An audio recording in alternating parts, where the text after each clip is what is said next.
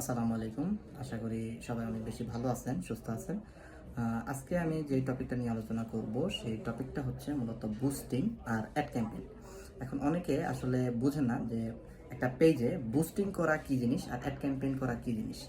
বুস্টিংটা হচ্ছে কোনো পোস্ট বা আপনার কোনো পোস্ট করা যেসব আগে থেকে যেটা আছে ওই পোস্টটাকে আপনি বুস্টিং করবেন। সেক্ষেত্রে আপনি ওই বুস্টিং থেকে আপনার ওই পোস্টের ভিতরে অনেক লাইক, কমেন্ট এবং শেয়ার পাবেন। সেখান থেকে হয়তো বা আপনার সেল আসতে পারে, নাও আসতে পারে। কিন্তু আপনি যদি এক্ষেত্রে অ্যাড ক্যাম্পেইন করেন, সেক্ষেত্রে দেখা যাচ্ছে আপনি টার্গেটেড অডিয়েন্সকে রিচ আউট করতে পারবেন।